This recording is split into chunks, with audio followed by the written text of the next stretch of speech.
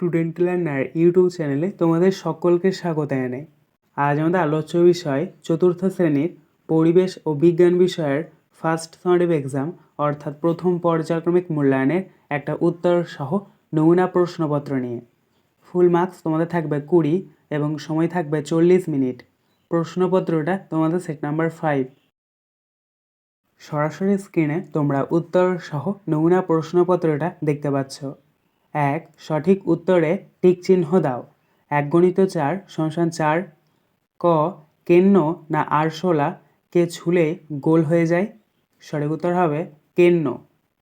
খ. টিকটিকি না সজারুর গায়ে কাঁটা আছে? সঠিক উত্তর হবে সজারু।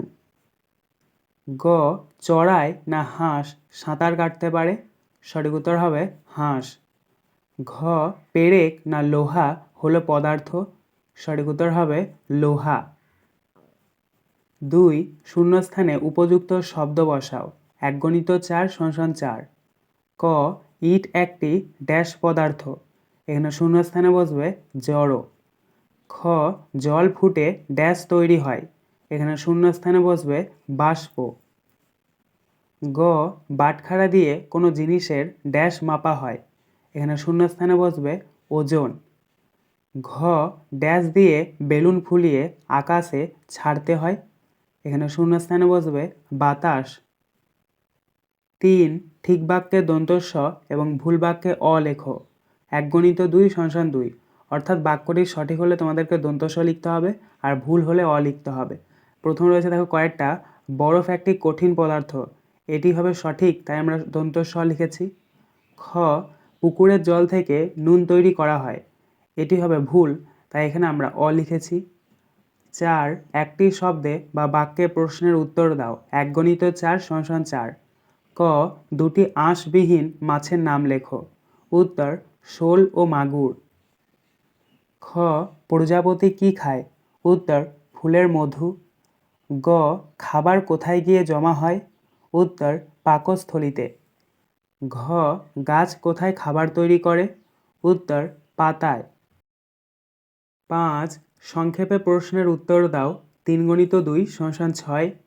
ক. উদ্ভিদ ও প্রাণীর কয়েকটি পার্থক্য লেখো। উত্তর 1 নাম্বার, উদ্ভিদ নিজের খাবার নিজে তৈরি করে, প্রাণীরা তা পারে না। 2 নাম্বার, প্রাণীরা চলাফেরা করতে পারে, উদ্ভিদরা পারে না। খ. একটি কাঁচের গ্লাসে বরফ রাখলে গ্লাসের বাইরে ফোঁটা ফোঁটা জল জমে কেন?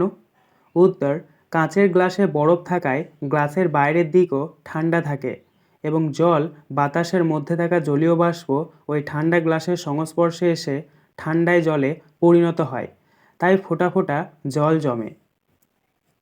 গ. শরীর সুস্থ রাখার জন্য কী ধরনের খাবার খেতে হবে? উত্তর 1 নাম্বার, সুষম খাবার খেতে হবে। 2 নাম্বার, প্রোটিন ভিটামিনযুক্ত খাবার খেতে হবে। 3 নাম্বার, সঠিক সময়ে খাবার খেতে হবে। আজকের আলোচনা পর্বটি এখানেই শেষ হলো। আশা করি ভিডিওটি তোমাদের ভালো লেগেছে। যদি ভালো লাগে একটা করে লাইক করে দিও। সবশেষে তোমাদের কাছে একটাই অনুরোধ, যারা এখনও পর্যন্ত আমাদের চ্যানেলটিকে সাবস্ক্রাইব করে উঠতে পারোনি তারা চ্যানেলটিকে সাবস্ক্রাইব করে পাশে থাকা নোটিফিকেশন বেলকে অল প্রেস করে নিও এই ধরনের নতুন নতুন ভিডিও পাওয়ার জন্য। ধন্যবাদ।